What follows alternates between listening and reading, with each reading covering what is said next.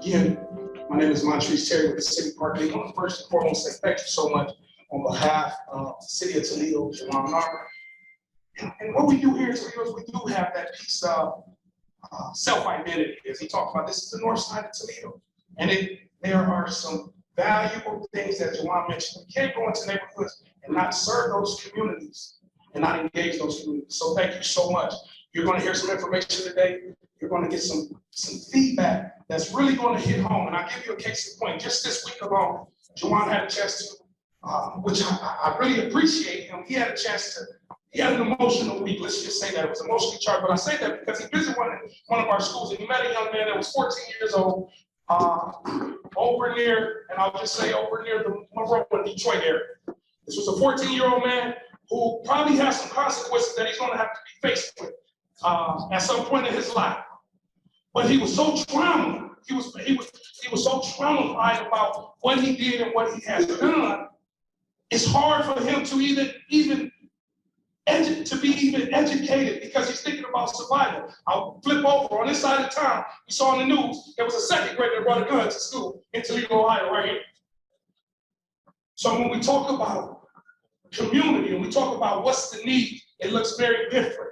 And again, today will be an opportunity for you to weigh in the discussion on strategies and identifying solutions. At this time, we want to take a moment of silence to recognize those that have been impacted by gun violence. Gentlemen, we ask that you remove your cap. And also those that was impacted by other health-related issues. Let's just take a moment and give thanks to each and every last one of those lives. And the next person that you will hear is Pastor Ken, as he leads us in a word of prayer and inspiration. Moment of silence.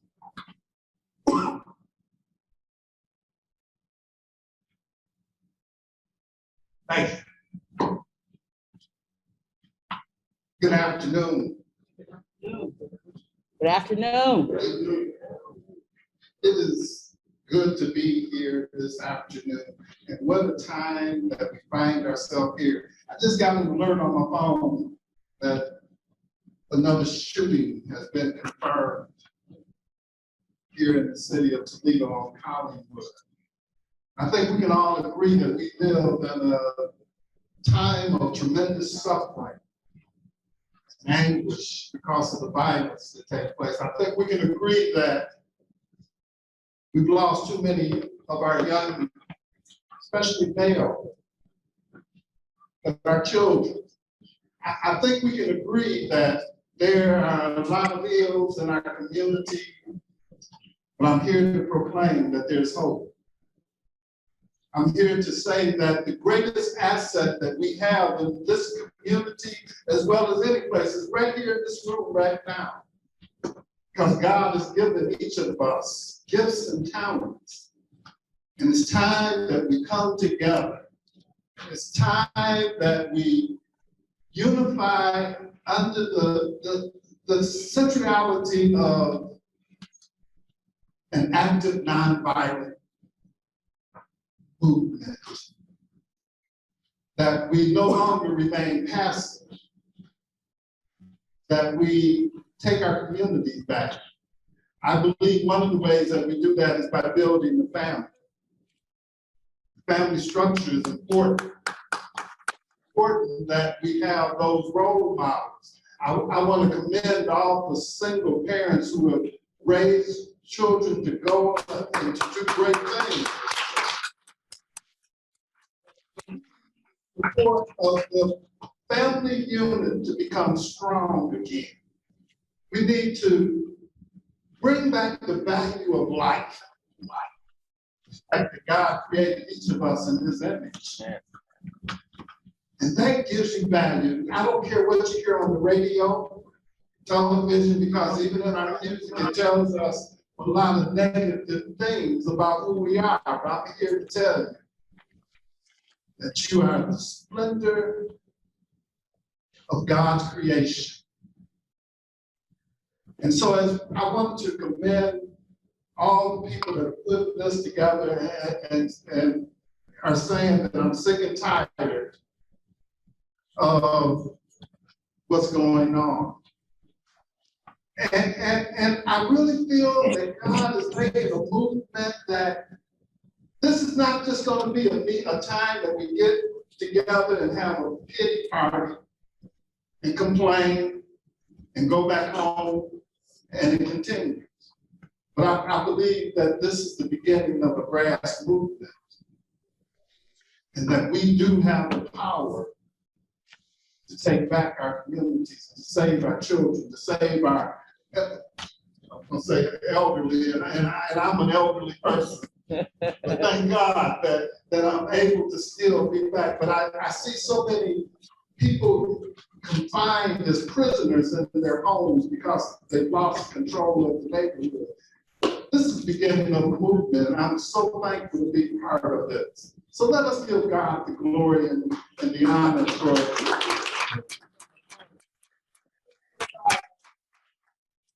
His due and honor. Would you bow your head with me? Oh, gracious God, we thank you for being our God. We thank you for knowing us and caring and loving us so much. We know that you are a God of justice. Hear our cry. Send your spirit to renew us as we face this city, as we face the death and the tragedies that take place day in and day out. We claim in what you said that heaven can be here on earth, and that through Jesus Christ, the kingdom has come. So Father, grant us your spirit to empower us to be real in this community, to bring forth real change into this community. We know that all things are possible in Christ Jesus. And so, Father, we thank you for the empowerment to live lives up.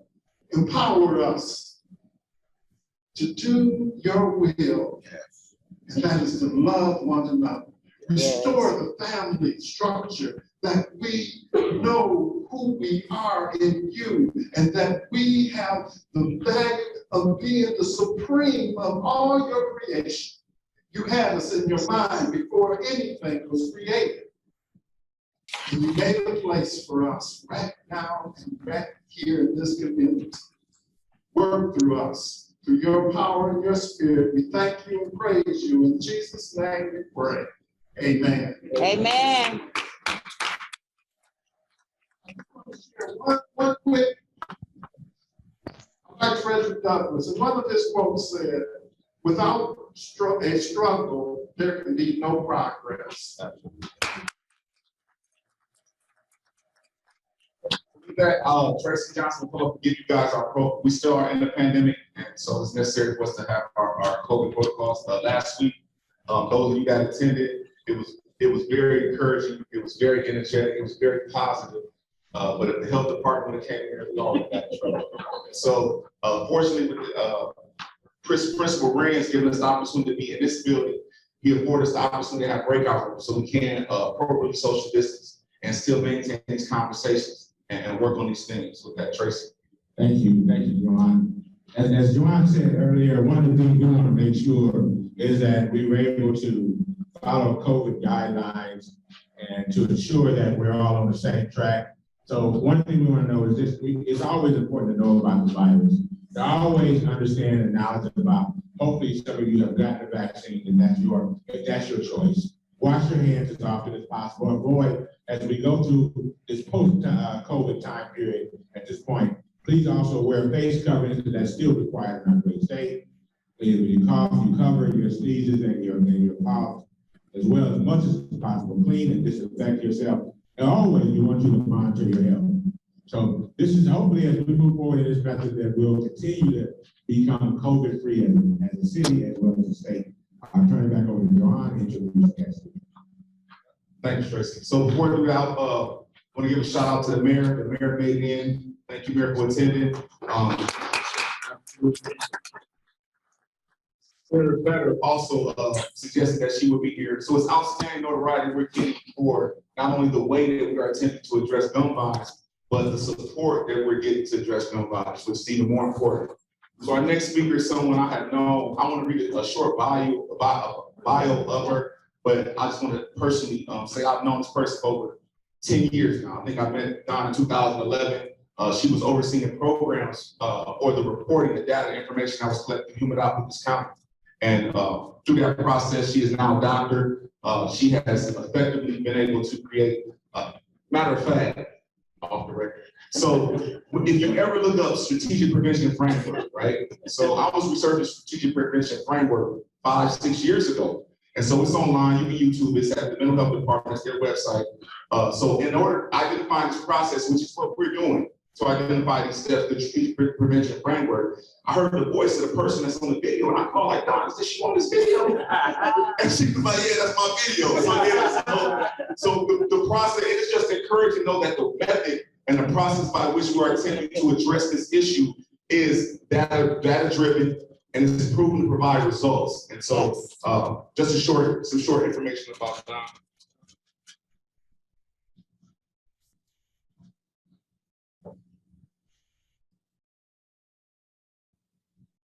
Dr. Don Thomas is currently the Prevention Systems Manager with the Ohio Department of Mental Health and Addiction Services, has over 25 years of addiction services in the state of Ohio, has been focused on prevention, training, mental health, and other social services programming for adults as well as students. She is highly experienced in event planning, program development, coordination, and implementation, as well as fostering, promoting close working relationships between state, county, and local social service systems and agencies.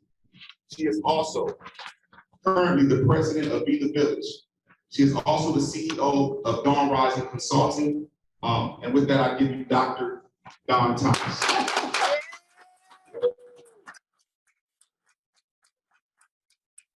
So first of all, I just want to say thank you.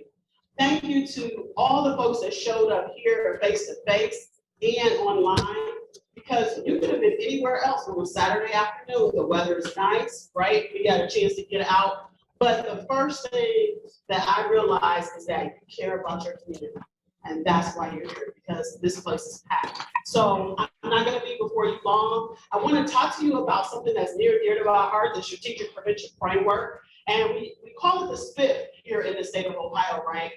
That's just the acronym for it. And this came from SAMHSA, another acronym, Substance Abuse and Mental Health Services Administration. So what I always like to do is kind of give people a quick and dirty 101 about how things work in the state of Ohio. Because I think it's important that you understand how things get funded, right? So SAMHSA is the Substance Abuse and Mental Health Services Administration, right? It's the federal government. And so they give money to every single state and tribe to fund people for substance abuse prevention, addiction, mental health treatment. And so the money goes from SAMHSA, it flows to our agency at Ohio Mental Health and Addiction Services, and then it comes down to your local board. So that would be like your local Lucas County Mental Health Recovery Services Board, and then it flows to the communities. And I always think it's important for folks to know that, because you need to know where the money was at, right? You need to know where the money comes from. So it's just important for you to know that. So this strategic prevention framework came from SAMHSA, and because they wanted everybody across the country to understand how to address community issues. And it came out over 10 years ago, and it really was just for substance abuse prevention initially, right? But because it has real tangible, long-lasting effects, you can use it for any community issue. And so I'm here to just give you a brief overview. So there's 5 phases: assessment, capacity, planning, implementation, evaluation, and then cultural competency and sustainability is in the middle, right? And so assessment is the first phase, and that's what you guys are doing today. It is so exciting to see here. It was exciting to hear JoJuan talk about the statistics, but you know, everybody isn't like a data geek like me, so everybody doesn't really know about the statistics. But what they're doing also is going to the community to hear from you all and to get the qualitative information, right? Because that gives the real story behind it. So you're in the assessment phase right now, right? And so what you're doing is you're trying to figure out who, what, when, where, why. What's going on in our community? What is going on? Why is this happening? What is the data showing us? So that's where we are right now in the assessment phase, right? And then capacity, that's one of my favorite phases. That's all about mobilizing people, right? So you're gonna see, you'll probably start to see trainings come out from the city, right? Different things, you'll start to learn before, and that's all about mobilizing the people. This is all about the relationships, right? So everybody always knows somebody that knows somebody, right? So that's what that phase is about, capacity, trying to figure out, and even is our community ready to address this problem, right? So you're looking at human resources. Do we have enough people to work on this issue? Do we have enough money to work on this issue, right? So you're looking at human resources, technical resources, right? Do you even have the spirit to work on the issue? That's the community readiness part, right? So that's what the capacity phase is. And one thing about the SPIF is it's not like you go to this and then go to this and this. Sometimes you work them together. So you guys are actually in the assessment phase and you're in the capacity phase because this is all about relationships, right? So then we go to planning. So planning is where you sit down and you really pull together your strategic plan. And it's important because I know that especially when violence happens, it's a very personal thing, right? And you want to get to doing things right away. But in order for us to be effective and have tangible results, like JoJuan said, we have to have a strategic plan, right? We have to have a strategic plan that lays out our goals, our objectives, our targets, where we're going, right? And what kinds of things we want to accomplish. And I will also tell you at this point, please don't think that there's only one way to solve this, right? We're going to have multiple strategies, right? We're going to have multiple strategies because there is so much at the root of the issue of gun violence. And then we're going to go into implementation. So that's the phase that everybody likes. That's the do it. We get to do it. And some people probably, they don't want to even come to the meetings. They just want to do. And I see that a lot with communities, and that's fine. But we have to be strategic about how we go about this if we want to have tangible results and if we want it to be sustainable. And then evaluation is the last phase, right? So normally when you think about evaluation, you think about, oh, after the program is over, then we'll evaluate it. But not with the SPIF. We get to evaluate it as we go along. And so we have our evaluator here, Nicole, she's here. And so she is here from the beginning so that she can see, so we can learn like, okay, wait a minute, maybe we shouldn't have done that right. I'm sure at the first town hall meeting, there were some things you're like, we probably shouldn't do that next time. That's part of the evaluation, right? So that's going to give us our lessons learned. In the middle is sustainability and cultural competence. And cultural competence is my very favorite because cultural competence is all about being thoughtful and intentional about every single thing we do, right? Thoughtful and intentional. And so what I want you to do today is look to your left and see who's to your left. Look to your right. Look to the front. And look to the back. You see like students, you see. What I want you to think about, who is not here that needs to be here, right? What underserved community isn't here that needs to be here? Cultural competence means that as you go through this process, it should look, smell, and taste like Toledo. It should look, smell, and taste like Columbus or Lima or anywhere else. It should look, smell, and taste like Toledo. And that's why it's so great that you're having different ones on different sides of town, because you're gonna probably utilize multiple strategies depending on the cultural competence, right? And this sustainability, like JoJuan said, there's lots of money. There's a ton of money coming into our state, right? There's $1 trillion package going on for the American Rescue Plan. Our state is getting billions of dollars. And so, you know, there are times when the money leaves and then folks feel depleted, but the skills live here. They're living in each and every one of you. So that's that capacity part. So when the money is gone, you still have the skills and you have the value and you have the wherewithal to continue to work. So that's what the sustainability is about. So that's just a quick SPIF. You know, that's the strategic prevention framework. I talk about it all day long. I'm here if you need me, if you need more resources. I'll always be here. I'm a friend to JoJuan in the city of Toledo. I'm committed to this issue if there's anything that you need. But one thing I know is we cannot do this or any of this without you. And so the SPIF requires community. And so that's all I want to say. And thank you for letting me be a part of your journey. Let's give Don one more round of applause, you all. Loud voice, because I used to work with a lot of kids. Can y'all hear me in the back? Thumbs up. Can you hear me back there? Okay, very good. Any questions with what Don presented today? Any questions? We want to open it up for a few minutes if you got any questions as to what she talked about. Any questions? We got a mic if you want to say something. You ain't got to scream like me. No questions? Okay. So let's give Don again a round of applause. Now, I'll turn it over to JoJuan, and he's gonna talk a little bit about the day. So I use this diagram in pretty much any prevention project I do. I love this picture. So what this shows is a holistic approach to addressing issues of children, and it can be regarding any social determinant, drug abuse, gun violence, gang violence. And that is impacting all the surrounding areas. These are the things that impact the child education regarding our school system. We talked about spirituality. Last week, the pastor talked about spirituality. I love pulling on the quote that I pull a lot of inspiration from spirituality because things that we aren't able to feel that we can accomplish on our own, most of us pull from our higher power, whatever that higher power is. Our emotional stability, physical, and medical. So by impacting all of these things, and all of these things are positive, the outcome of that child will be positive. So that is the holistic approach, and that's how we attempt to address issues in our community, especially dealing with young people. But it's not only young people, it's adults, it's whoever. If these things are positive surrounding this individual, then more than likely their behavior, their outcome will be positive. Next slide. So these are the numbers, Toledo, Ohio, over the last 3-4 years. And this is the most important number to see is 2020. We go from under 1,000 shootings to over 2,000 shootings. We doubled in 2 years.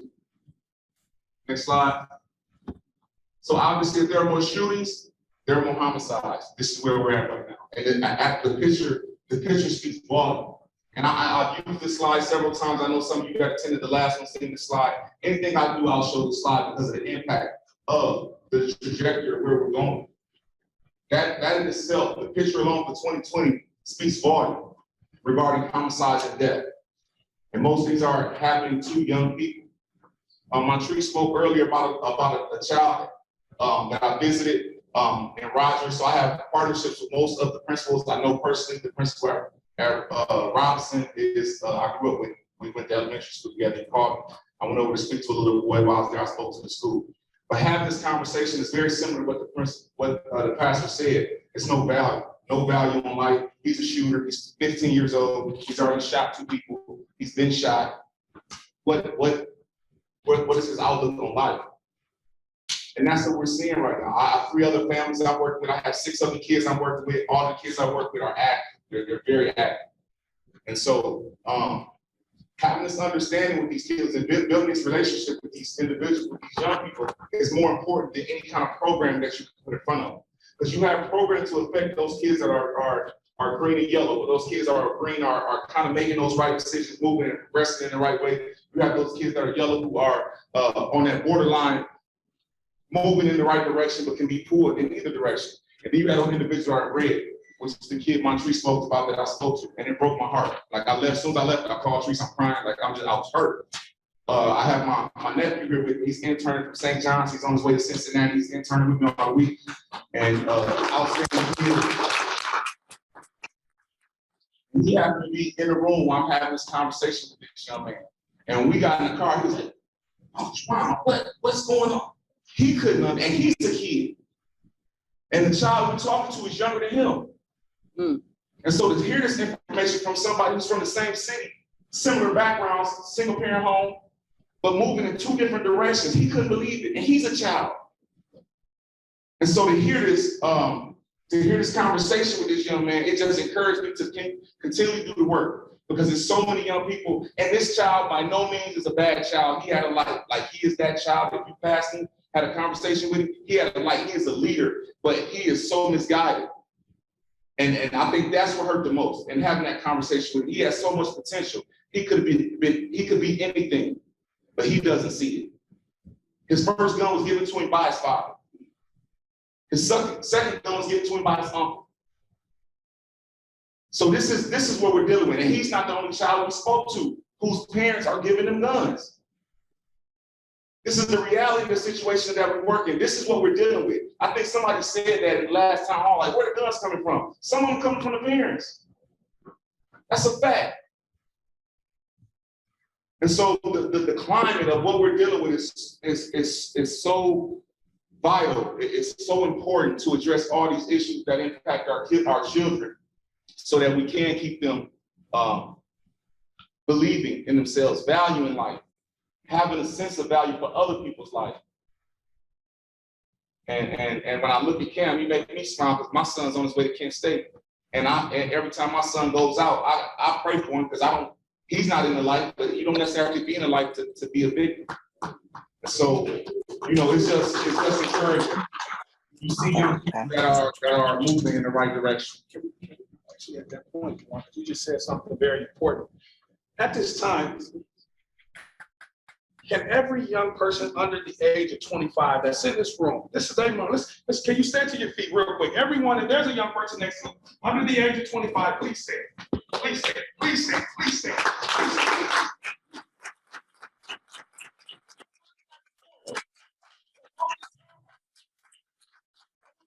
I want y'all to look around and see who's clapping first. I want you to look around, every young person under the age.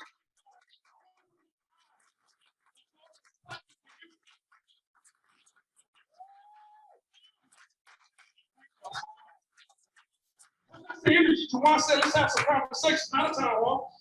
There have been several attempts to have town halls in the north end of Toledo, as well as East Toledo. And today you made it possible, as Dawn alluded to, you chose to be here today. As that alert call was made, we were coming down Hollywood Avenue. And I can tell you this, those shots that was fired today, right before we got here in broad daylight, was near the Pinewood Place. And when the data comes out, this is why we're here. Thank you. I love your idea of celery. I just think what? I know in our first town hall, absolutely. The biggest pushbacks from the community from the last town hall was that there weren't enough kids, right? That was what was said. And so I didn't say it at the time, but when we got back, I'm talking to Tracy, my sons, my team, and I'm like, well, damn, it's ages. Who brought kids? Everybody in here probably was a parent. Where your kids at? So the question is not only who's here, but who are you able to extend that reach to make sure they are part of the conversation? So that was the progression from the first town hall to this town hall. The last town hall, we had like three young people. Melvin was his team was at the first town hall. Melvin, stand up. So this is Melvin. He was at the first town hall. So he was at the first town hall. Now, Melvin is a graduate, Bowling Green University, just graduated. Outstanding young man. He's very passionate about serving people. He has a team of about 4 other individuals. So a quick story about Melvin. So we were at the town hall. Melvin wrote a letter to Katie Crosby, who was my boss, who is the chief of staff. And he was disappointed in the town hall, just the fact that, one, there weren't enough young people. A number of things, right? So we go out to dinner. And who walks in the restaurant? Melvin. I just read the letter. So I called Melvin, and he happened to be walking in with a friend of mine's son, his team. Right, and so, I bought him appetizers. I told him about the letter. And I'm saying, like, Melvin, this ain't how you move, man. You know what I mean? So he was very understanding of that. He was very understanding that. After further conversation with him, I'll be working with him this summer. His whole team, he has a nonprofit.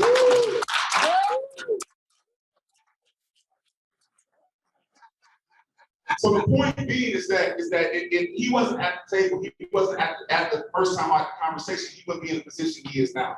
If he wasn't passionate about young people, he wouldn't be a part of the conversation. And even though he went about it, it may not have been the best way to go about it. I seen the value in that. I seen the value in his opinion. Right. Regardless of how he felt, I knew what his intentions were. And so that's why he'll be a part of all the programming. His team, his nonprofit. What's the name of your nonprofit? No? It's called the Dominion. It's a mentoring program. Idea of our nonprofit is our mission statement. The reason it's called the Dominion Foundation is to Speak up, that's all. Okay, I got you. But the reason it's called the Dominion MVP Foundation is because of the mission statement, which is to equipping individuals with resources in a network to have dominion over their lives and legacy. And MVP stands for molding valuable people through motivation, vision, and purpose to ultimately lay a strong foundation for future. That's the benefit of having young people at the table. You can hear their voice, you can hear their opinion, and hopefully empower them so that they're able to do more, that they're able to serve kids that we can't reach. And by the way, he's always fresh like this. He's not doing this just as a town hall. His team came up to my office when I first met with him. It's about 4 of them. They all look like that. You know what I mean? Briefcases, they were about this. All are 2 of the 4 were college graduates. Just recently have graduated. 8 total. I met 4. Yeah, we met. Okay, yeah. So okay, just crazy. So yeah, and this is the point. This is what we're trying to do. We're trying to build bridges to make sure that we can impact as many children as possible. We have relationships with individuals and agencies who are already doing good work. They're already serving kids. I was at the barbershop this morning getting ready to come over here, and I ran into a guy. His name is Alan Richardson, right? He has All in Academy. I never heard of this. And through our conversations, he was telling me serving 50 kids. And he has a facility he's focused on social emotional learning, which is my passion. Well, let's go over to your building. So we left the barbershop, we went to his building. It's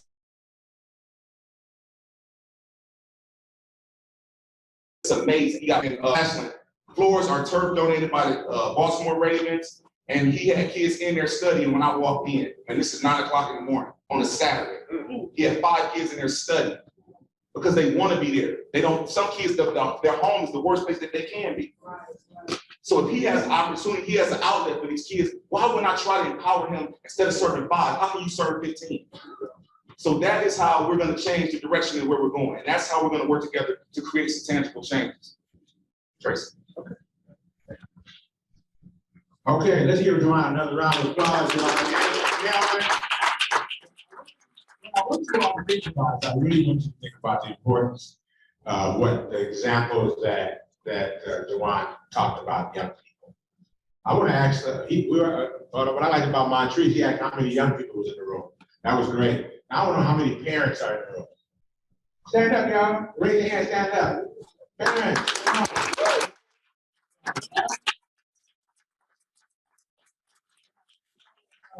Thank you very much. See, then I want to know, I'm sure there's someone on the line too, that's on the web right now that's doing it as well, who are parents. Put in the chat box that you're a parent.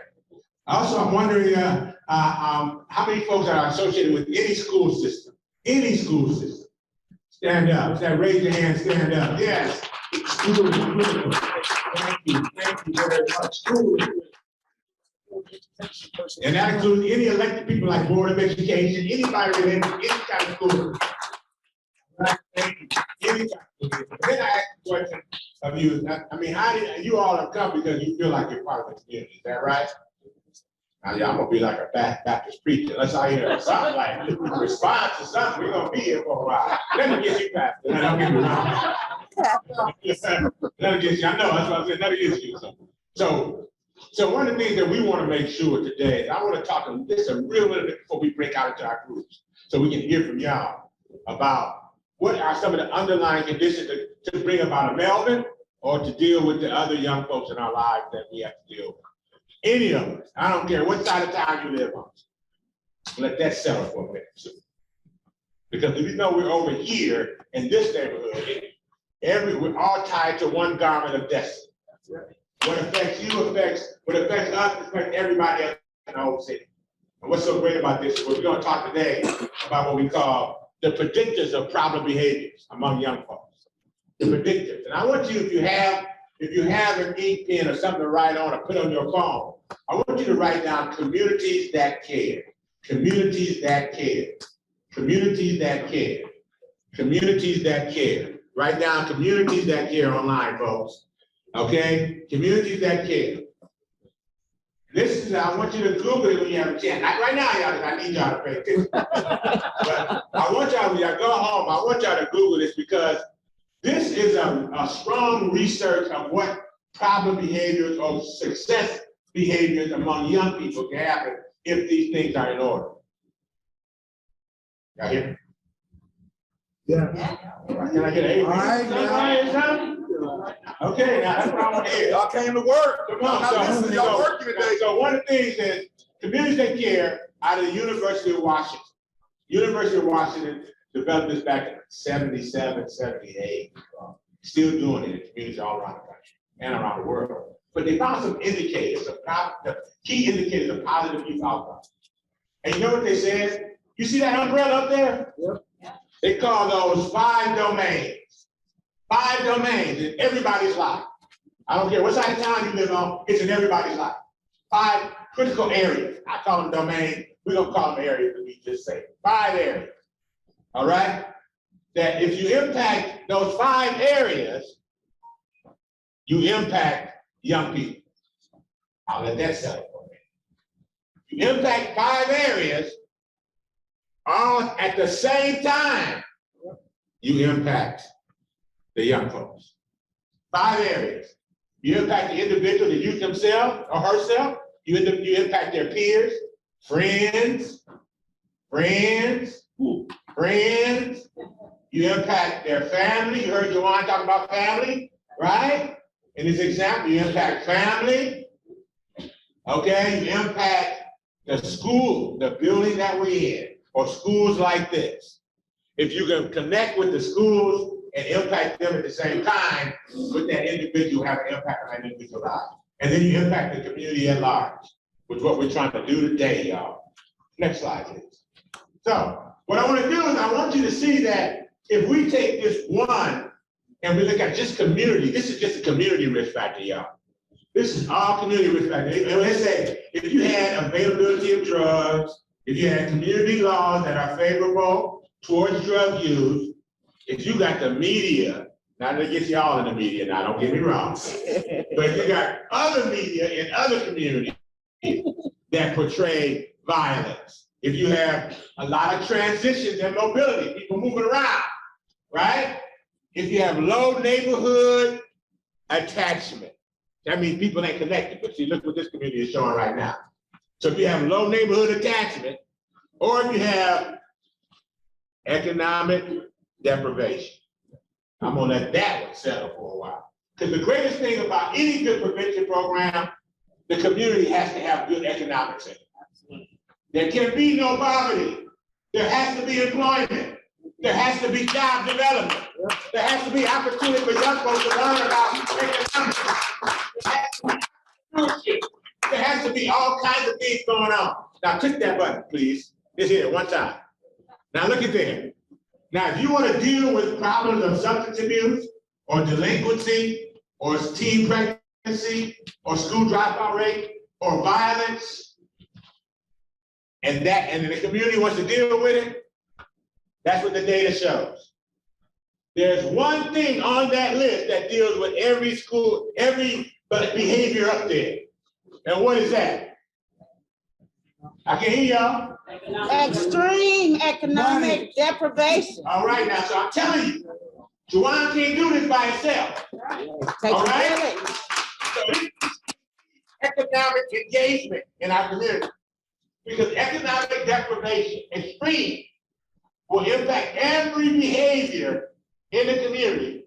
The data already shows. Research already shows, and we believe in research. Many of us have taken vaccines. We believe in research. We believe in research. We've taken vaccines. We use masks. We believe in research. So this is another research tool. If you believe in research and you want to follow it, this is what it says. Next slide, please. Now, if we look at family, JoJuan talked about family with some young examples. If we look at family, y'all, look at that. Look what comes across for all of them if you want to deal with any youth problem. Look at that. So the family is critical. So I can't deal with a child without dealing with the family. Can I get an amen? So it's not crazy up here talking. Communities that care, Google it later, okay? It's research in all communities, including communities of color, all right? So we know that if we deal with the family, we impact the young folks. Next slide, please. Now this one here is focusing on school. So all of you all that stand up and say, I'm a school person, I'm on the board, understand the connection.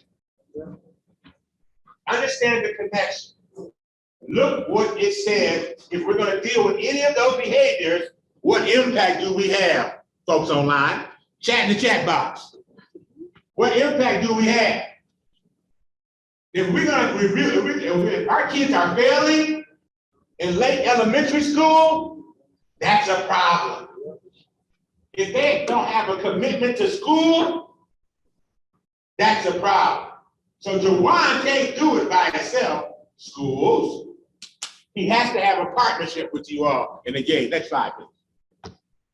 So let's look at if we brought the friends. Then you got a lot of friends, and we got friends. Everybody got friends. We all got friends. We like to show our friends. Some of us do. But we got friends. Look what impacts problem behavior among our friends and individual youth. Look at that. Early and persistent what? Antisocial behavior. So if a child or his friends or her friends are connected in an environment that has early antisocial behavior, issues of just negativeness and dealing with issues of fighting and all that, it's a problem. Early initiation of the problem behavior. If that's involved, it impacts the friends and the individual. So I say to you today, we've talked about from high what we're supposed to do. Dr. Thomas gave a nice description on how we frame this process. Now I'll give you an underlying description that you can look up later. Called Communities That Care. I have nothing to do with these folks. They're good friends of mine.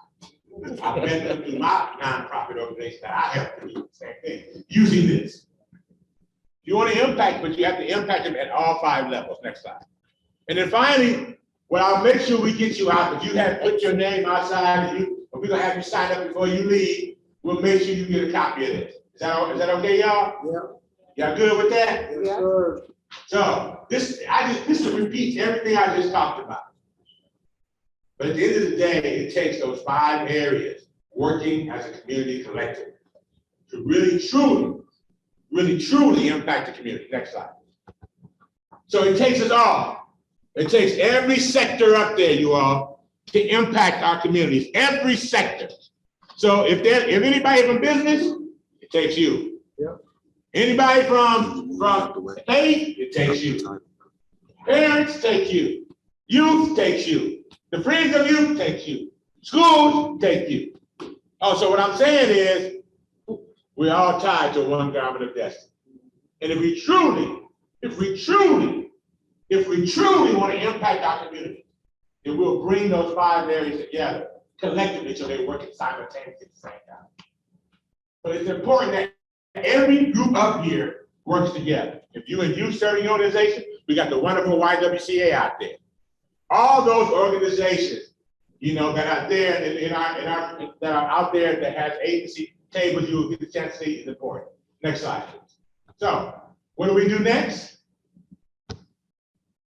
Next slide. Well, I know what we do next. It's time for y'all to talk. It's time for y'all to have a conversation. And so what I want to do is I want us to be able to really have a chance for this really open community dialogue session. How are we going to do that? Because we want to hear from each one of you. I want my team members who are my colleagues who are going to lead that. Please stand.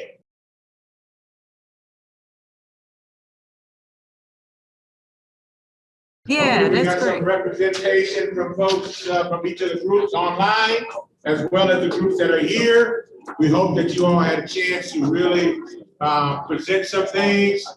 So we want to hear just a couple of things if we can from folks online. Jamie, Tasha, anything to report out from the folks that was online? Sure. Should I go first, Jamie? Go right ahead, Tasha. Okay. So I'm assuming I'm looking at my screen, my notes now, so I'm hoping you can at least still see me, but I'll just give some, I'll give some quick overview. We had a wealth of information regarding the current resources from the mentor program to parental, as well as how to encourage community law enforcement. I have a really great running list from the Young Men and Women of Excellence program all the way to 211 being a major community resource that if you don't have any answers to certain resources, especially parental involvement, 211 has many programs, and they are good about asking the first questions to get you to the right place. And then as it relates to the type of programs that we would like to see as it relates to our youth mentoring, it's jobs. Basically, that's the summary of that. Youth employment, youth entrepreneurship, there were some, we went back 25 years, thought about some of the programs that were for 13 to 16-year-olds and how those programs were impactful. And those were youth employment programs that combine mentorship with employment. And as it relates to parents, the type of programming we talked about, any type of programming we're doing with parents, make it stipend based, give them incentives. And if you're going to ask them to be involved at night, how will you need to feed them, right? And get them transportation. So making sure that we are thinking about that. And then how do we improve community relations is, do no harm to others as well as yourself, kind of have that as a theme.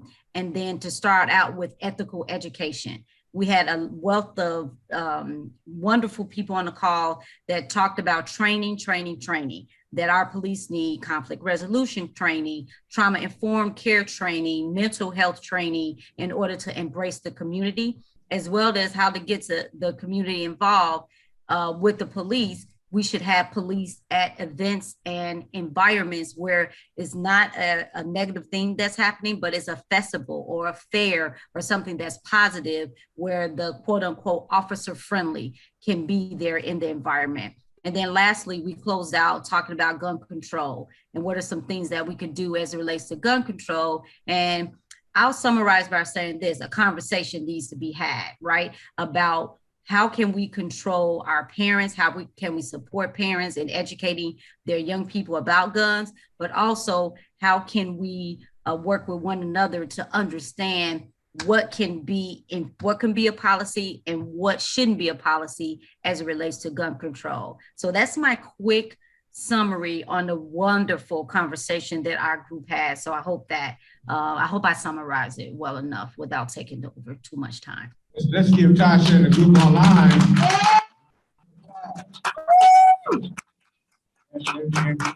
And Jamie, is there another group, or that Tasha, does that cover everyone? We only have one group. That's it. All right, very good. That's what happened. What we want to do is that we just want to make snippets of each of the groups. Just a small time period for each of the groups. We want to make sure that you all have that opportunity because time is running out. And we just want to hear just a couple of things that you decided upon as a group. We don't want you to go through the whole sheet. You don't have to do that. Just identify a couple of things. And what we have is Montrese is going to go around. For those of you all who are representing the groups, he'll have the mic for you if you're representing the group to have something to say. And we're going to start with Montrese over there along the wall. And we'll go ahead. To the left side of the room, I have Ms. Ramirez. How where we got whites? We know social distance, got whites. We got online. We need a mic. All right. 1 second. I'm getting my Fitbit steps in. Give a round of applause for walking up. This gonna be a win. Yeah.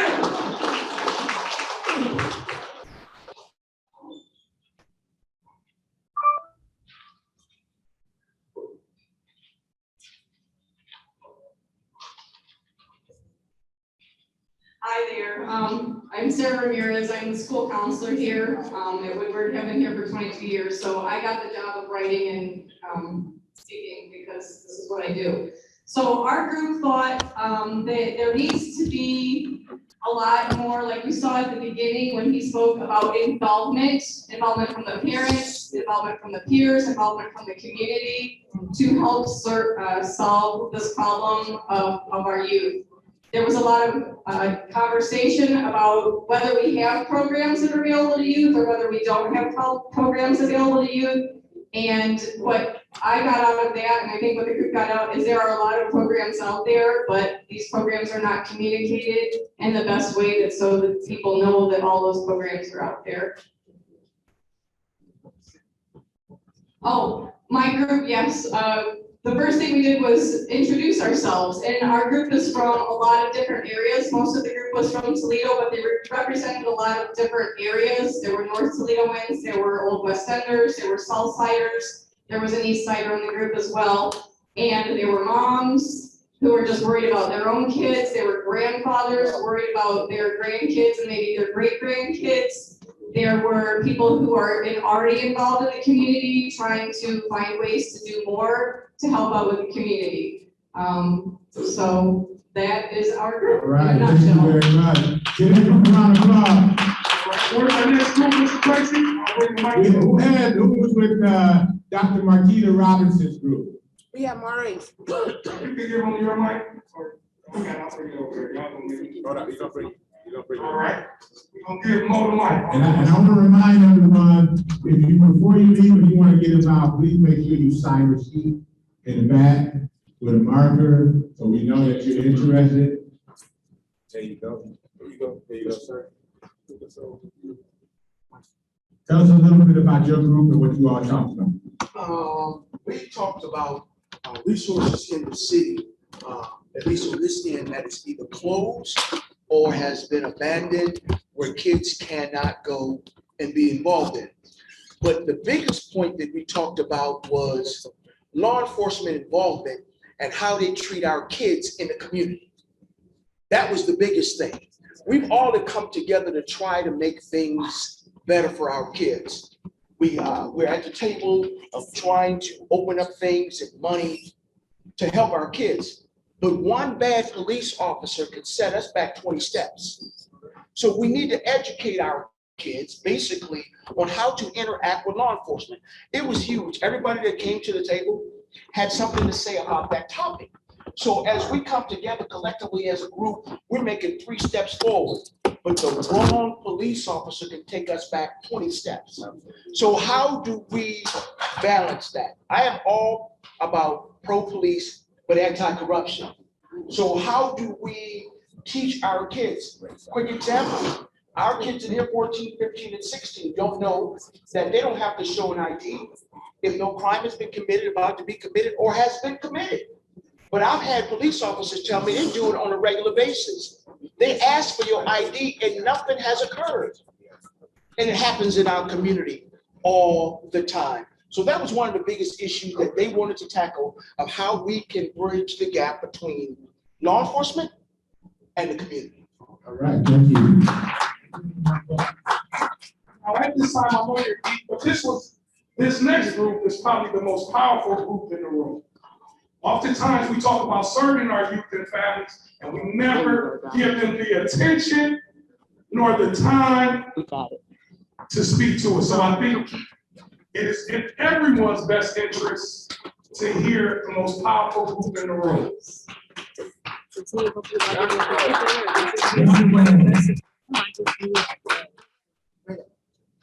Yeah, what y'all talking about? All right, so basically the highlight of our meeting was more so focused on police involvement and how like the misconception of them. Normally, police are meant to serve and protect, but obviously as being, whether it be black or white, we see the police more so as a threat in our communities. And we see them as, when you see the police going down, you get scared more so you feel protected.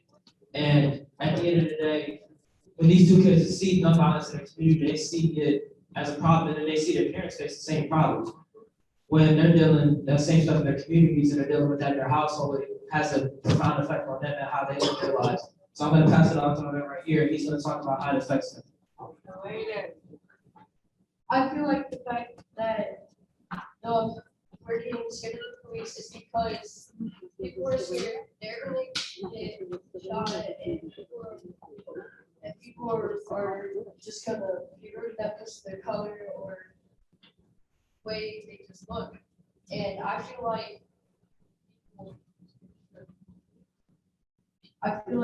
we should not have to worry about that stuff, and we should all work together and help each other out with all that.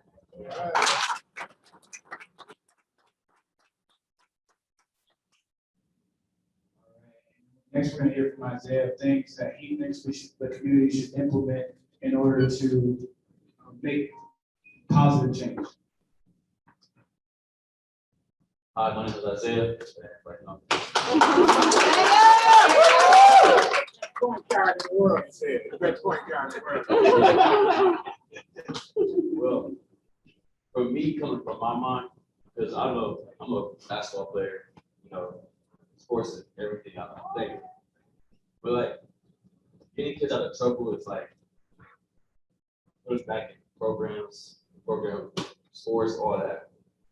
It's keep them out of trouble, get them back in like, whoa, you know, excellence, you know, what was the excellence?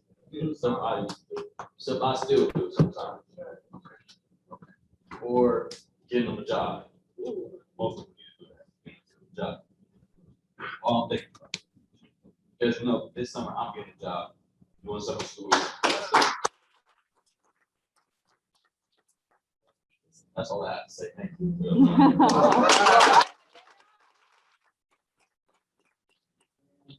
We realize is that the solution ultimately is not a one-size-fits-all approach because everybody is different. So, well, based off of the information that we gathered, everybody wants to see something different, but ultimately we all agree that things should change. Whether that be performing arts, sports, like he said, or just regular activities that get people in a safe space and allow them to progress together. Because ultimately it takes a community.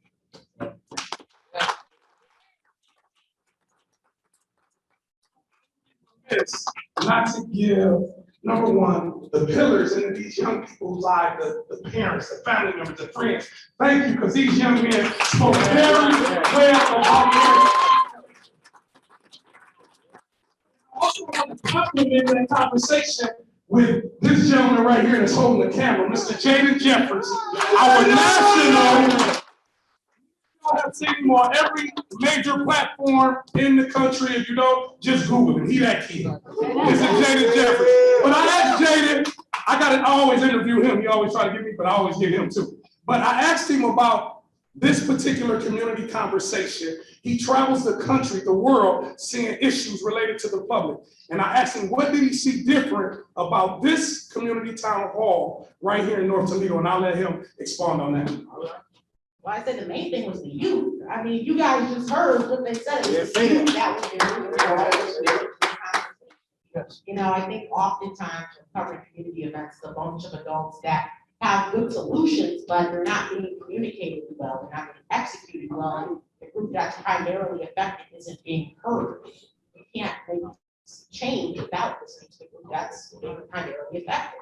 You know, we can't continue, you know, having events, but not bringing the youth in and letting them speak. You know, their solutions, they can change everything. You know, and what I heard today, it's going to be it was a productive conversation. It's also going to benefit the community in the long term. This young man spoke with Oprah and just Google it. Thank you so much. Thank you so much. So, thank you very much. That's awesome. Give him a round of applause. One more time. So let's give that group one more round of applause. Thank you, man. Now welcome to see. Next we have Don, your group, Don, who we have? All right.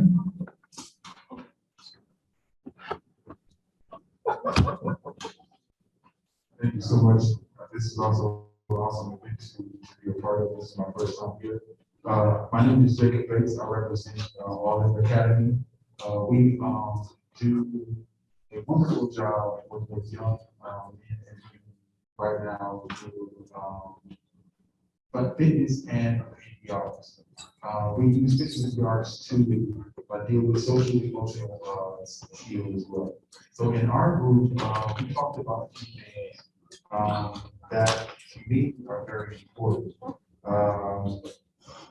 Creativity, a lot of creativity in our school.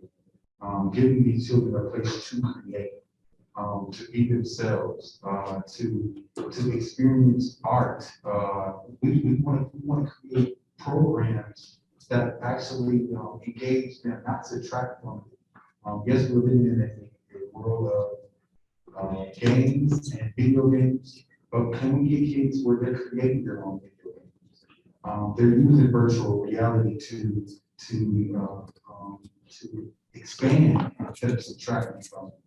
That's one of the things we did talk about. We also talked about using fitness and boxing, again, to pull it in those ways, and creating a system where your mental health is important. That's one of the things we really talked about as well, mental health. Yes.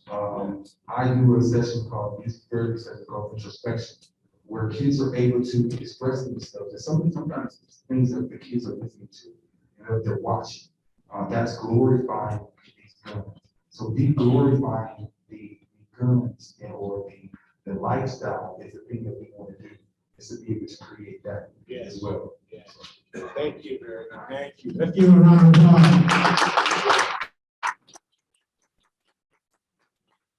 I've got every group, right? Well, let's give yourself a round of applause for being part of this. And once again, want to stay involved, make sure you put your name on your way out on the sheet out there. JoJuan, I don't know, but my people brought the pizza. I'll let you want to give them the credit for doing that. Yes, thank you. So as we wrap things up, it's acknowledgements and thank you. A final touch by JoJuan. Again, want to thank Mom's Command Action. I'm gonna step away because the mic.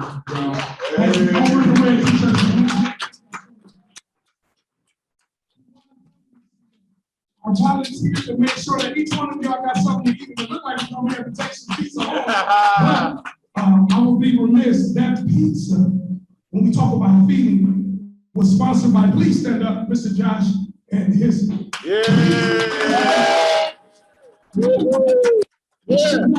And his from Toledo Elite Automotive right here on Ketchum Avenue. All right.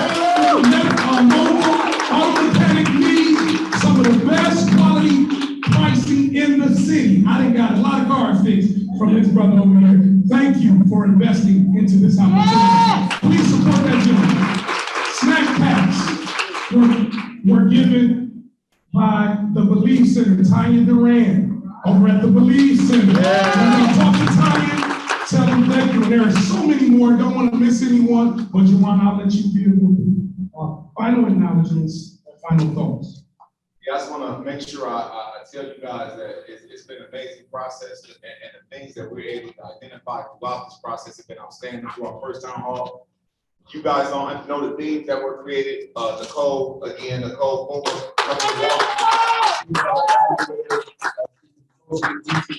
flew in to be here personally and didn't want to do that, and so it's a whole thing. But the themes that have been created will lead the conversation and how we identify change. I want to thank Dr. Marquita Roberts from Humidog, Mr. George Hicks, thrown down from Columbus. Got one more. Her name, she wants to acknowledge the youth that came on her invitation. I gotta wait.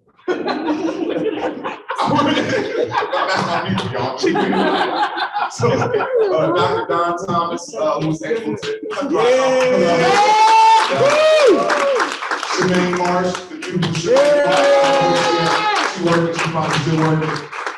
My auntie Brenda back there helping out with the pizza. The brothers of Omega Sci-Fi.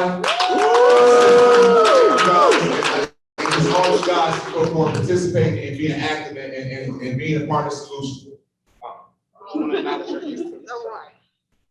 That was her son. That's my nephew. Oh, that's your nephew. That's my nephew. My son is at home sick, Okay, but the only thing that I wanted to say, we had a great turnout today.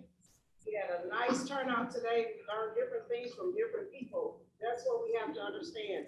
We have to learn from different people. We just can't just sit up and listen to just us. We have to listen to everyone.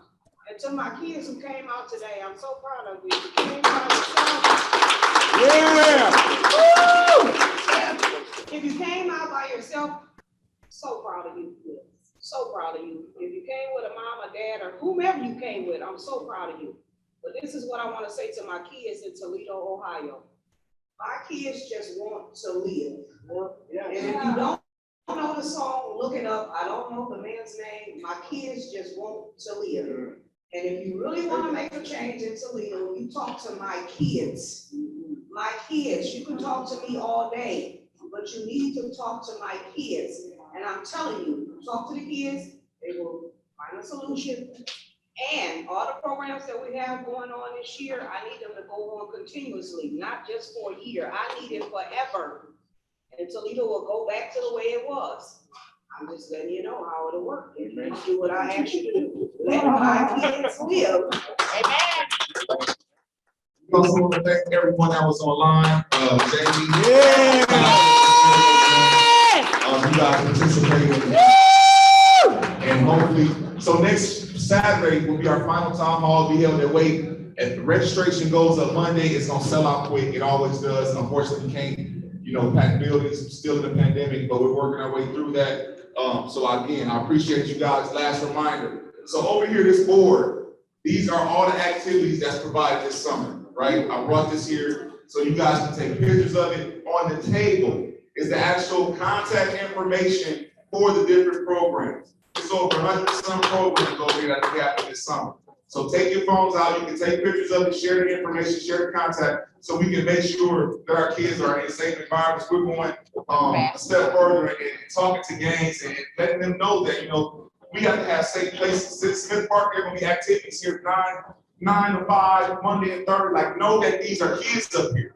And so sharing the information is definitely valuable to have everybody understand where we're at. In the back again, there's a sign-up sheet. Who all attended the last town hall? Who did not get a call back after that town hall?